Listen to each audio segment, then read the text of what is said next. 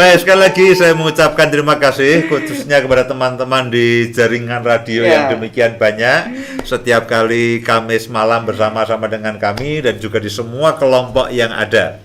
Nah, pada malam hari ini kita akan bicara mengenai cinta. Ya, kita bicara mengenai cinta dan sering kali saya ucapkan bahwa cinta itulah yang merupakan dasar kita berumah tangga. Cinta itulah yang juga menjadi menjadi modal utama ya. Orang menikah itu semuanya karena aku cinta padamu, lalu karena itu mari kita menikah. Ya, tidak ada ayo kita buat konten lalu kita menikah, itu tidak ada. Itu kan nikah-nikahan ya. Nah, jadi cinta itu merupakan hal yang paling pokok, paling mendasar dalam kehidupan perkawinan. Kita pernah bahas bahwa cinta itu artinya berkorban, cinta itu artinya mengutamakan akan pasangan kita, cinta itu artinya melayani dan sebagainya. Nah, tapi malam hari ini kita akan bahas mengenai bahasa cinta. Ya, rupanya cinta itu ada bahasanya dan itulah yang acap kali disalahpahami satu dengan yang lainnya. Kalau salah, ya terjadi konflik ya. Tersalah jadi konflik ya, karena nanti kita akan belajar apa itu bahasa cinta dan kenapa ada kemungkinan itu disalahpahami. Karena setiap orang itu punya bahasa cinta yang berbeda satu dengan yang lainnya. Nah, apa sih itu bahasa cinta itu? Definisinya kira-kira apa? Pengertiannya kira-kira apa? Nah, bahasa cinta itu adalah cara bagi seseorang untuk mengekspresikan rasa cintanya kepada orang lain, juga sebaliknya bahwa apa yang dia tangkap dari orang lain, dia akan menyadari bahwa orang itu mencintai saya atau tidak. Nah, bahasa cinta itu adalah cara bagi seseorang untuk mengekspresikan rasa cintanya kepada orang lain. Dan bahasa cinta itu berbeda satu dengan yang lainnya. Nah, karena berbeda satu dengan yang lainnya itulah lalu saya bisa katakan, nah ini punya potensi ini. Ya, punya potensi kalau kita tidak mengerti bahasa cinta pasangan kita dan apa yang diharapkan oleh pasangan kita supaya kita mengekspresikan cinta kita. Nah, lalu kalau pasangan kita tidak mendapatkan ekspresi cinta kita, dia pikir kita tidak mencintai dia lagi. Ya, akibatnya lalu cintanya meskipun di musim hujan itu tidak bertumbuh tapi lalu mengkerut dan sebagainya. Nah, itu acap kali lalu menimbulkan satu situasi secara emosional jiwa yang tidak nyaman. Karena dia merasa suamiku ini tidak mencintai aku. Buktinya aku mengharapkan ini, dia tidak memberikannya. Sedangkan sang suami, dia berpikir bahwa aku mencintai, tapi dengan caranya sendiri. Nah, ada kadang-kadang selisih pengertian, ada kesalahpahaman. Nah, hubungan kita akan semakin berkualitas. Hubungan akan semakin berkualitas kalau kita ini memahami ungkapan cinta, cara mengekspresikan cinta dan wujud cinta yang diharapkan oleh pasangan kita. Karena itulah penting sekali untuk kita memahami, kita mengenali akan bahasa cinta dari pasangan kita masing-masing. Nah, secara umum. Nah, sementara saya coba terangkan, Bapak Ibu coba pahami, oh bahasa cintaku ternyata ini. Kalau bahasa cinta istriku itu ini, yang ini dan yang ini. Nah, ketika saya sebutkan, paling tidak ada 5 yang secara mudah dan secara populer itu, lalu itulah ungkapan-ungkapan yang bisa mewujudkan cinta itu seperti itu. Nah, Bapak Ibu perhatikan, oh paling tidak coba cek mana 2 bahasa cinta. Ya, setiap orang mungkin punya banyak cara, tapi paling tidak ada 2 yang paling kuat. Ya, ada 2 yang paling kuat. Yang saudara, oh kalau begitu bahasa cintaku itu ini. bahasa cinta suamiku itu ini, bahasa cinta istriku tuh ini. Nah, lalu kita bisa komunikasikan, ya ibu, mama, ya mami, ya Simbo. Nah, aku tuh senang kalau kamu lakukan ini. Lalu kepada papa atau papi atau siapapun. Nah, aku berharap kamu lakukan ini untuk memenuhi akan kebutuhan daripada cinta kita. Nah, kalau kedua pasangan suami istri itu lalu kebutuhan cintanya dipenuhi, itu apa ya? Tempe pun rasa stik lah kira-kira. Stik tempe. Tempe pun rasa stik. Lupa stik apa ya? Stik tempe.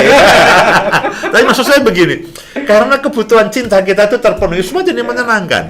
Ya, semua jadi membahagiakan. Ya, andai kata hidup kita katakanlah tidak berlimpah ruah, tapi kita ini berlimpah dengan cinta, berlimpah dengan kasih sayang, kita akan punya keluarga yang menyenangkan, keluarga yang harmonis, keluarga yang samawa, sakinah, mawaddah, warahmah, itu akan mudah sekali terwujud. Ya, tapi sebaliknya kalau kebutuhan cinta kita itu lalu tidak terpenuhi, kita akan apa tuh?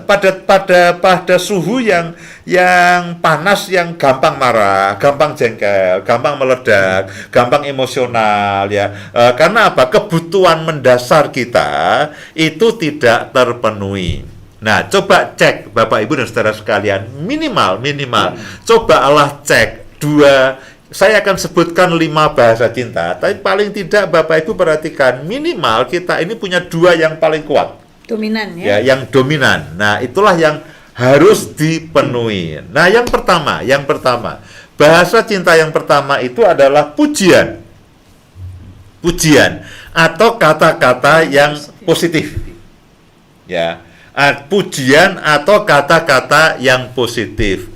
Ya, kita bisa katakan, Ibu, waduh kamu hari ini cantik sekali, ini berkat lipstik yang Papa berikan ya.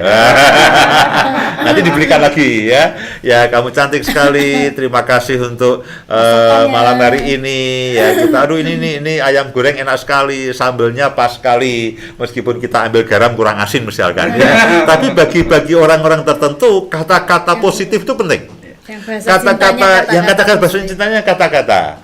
Ya, pujian itu penting. Ya, itu ada orang-orang yang jangan sampai tersinggung. Ya, dia perlu ungkapan yang baik, perlu ungkapan cinta dari pasangannya. Kamu hari ini cantik. Ya, kamu menyenangkan sekali. Kita katakan terima kasih. Aku sayang padamu. Aku cinta padamu. Sekarang mungkin kita sedang di luar kota, kita bisa pakai WA atau pakai Line dan sebagainya. Nah, yang pertama itu adalah pujian atau kata-kata yang membangun. Nah, rata-rata perempuan suka yang ini. makanya ada yang istilahnya rayuan gombal itu karena kebutuhan ini lalu muncullah rayuan gombal, itu efek sampingnya. Ya, dan rayuan gombal itu entah bagaimana tidak pernah gagal itu. Itu tidak pernah gagal. Selalu berhasil karena bahasa cintanya adalah pujian atau kata-kata yang positif atau kata-kata yang membangun. Lalu yang kedua adalah waktu. Ya, waktu. Ya, ketika kita melakukan kegiatan bersama, menghabiskan waktu bersama, pasangan kita makan, lalu kita tungguin, kita memberikan waktu kepada dia, lalu kita ajak pergi bersama-sama, orang sebut quality time dan sebagainya, family time. Oke, silakan. Jadi ada orang-orang yang pengen lalu bersama-sama menghabiskan waktu dengan orang-orang yang kita cintai. Nah, Bapak Ibu harus memahami, ya ini tidak bisa diganti dengan gimana kalau waktunya aku ganti dengan ayam goreng, nggak bisa. Ayam goreng ya ayam goreng, tapi ini waktu karena apa, dia merasa kalau bersama-sama dengan istri itu dia bisa apa ya, kebutuhan cintanya itu dipenuhi. Ya. Nah, saya mungkin termasuk yang bahasa cintanya adalah waktu. Betul. Waktu saya berkendara kemanapun, saya selalu ajak istri saya. Hampir saya sekarang ini tidak pernah naik mobil seorang diri. Bahkan pergi membeli buah 5 menit dari rumah pun saya akan ajak istri saya. Karena rasanya kalau tidak ada dia ini dunia hampa. Dunia hampa. Nah, jadi saya mungkin termasuk yang waktu saya sangat senang kalau istri saya itu saya melakukan apapun itu dia bersama dengan saya. Dan saya paling jengkel kalau dia bersama dengan saya, lalu dia buka story di Instagram, itu saya jengkel. Saya itu sebelah kananmu ada suamimu. Ya, jadi saya akan jengkel kalau sementara saya nyetir mobil, lalu dia asik buka story dan sebagainya, saya jengkel. Meskipun dia bersama dengan saya, tapi konsentrasinya tidak ke situ. Nah, saya mungkin termasuk yang kebutuhannya itu adalah waktu. Saya senang kalau pasangan saya itu melakukan kegiatan bersama dan menghabiskan banyak waktu bersama. Entah itu perjalanan 10 jam ke Jakarta atau hanya 5 menit beli buah dan sebagainya. Kalau istri saya sepertinya pujian kata-kata, ya makanya saya agak pandai menggombal itu karena kebutuhan ini. Saya agak pandai melakukan rayuan gombal karena udah terbiasa puluhan tahun. Nah, Bapak Ibu sekalian, yang ketiga itu adalah dilayani. Ya, biasanya ini para laki-laki akan senang kalau diambilkan minum istrinya, diambilkan sendok garpu, dibuatkan kopi, dibuatkan teh dan sebagainya. Jadi ini adalah atau diambilkan barang-barang dan sebagainya. Ini bahasa cintanya itu ketika kita dilayani dengan semua kebutuhan-kebutuhan praktis kita.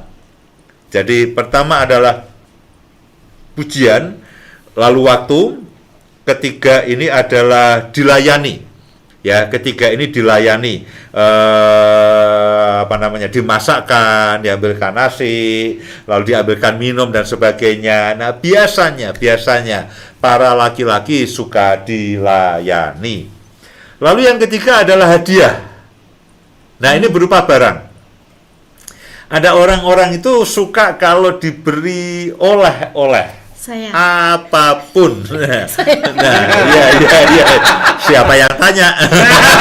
Aku tidak tanya. Tidak tanya kok diberitahu. Ini ngaku. Sukanya diberikan sesuatu, sukanya dibawakan oleh-oleh. Nah, repotnya saya sering lupa. Tidak hobi dia. Tidak hobi. Nah, jadi ini suka menerima barang dalam bentuk apapun. Ya, entah itu gantungan kunci, ya, atau apapun dia suka. Begitu dia memberikan pemberian, dia menerima pemberian apapun, dia itu ada kesenangan, ada kebahagiaan, ada sukacita. Kemudian yang terakhir itu adalah sentuhan fisik. Ya, sentuhan fisik. Tidak harus selalu dikonotasi itu seks, itu tidak harus. Tapi pegangan tangan, dirangkul, dipeluk. Nah, itu juga merupakan salah satu bahasa cinta. Nah, istri saya termasuk yang ini nih, sukanya adalah sentuhan fisik. Ya, jadi saya itu kadang-kadang strap suruh meluk dia 10 menit. Disetrap suruh meluk 10 menit ya sampai semua kram semua.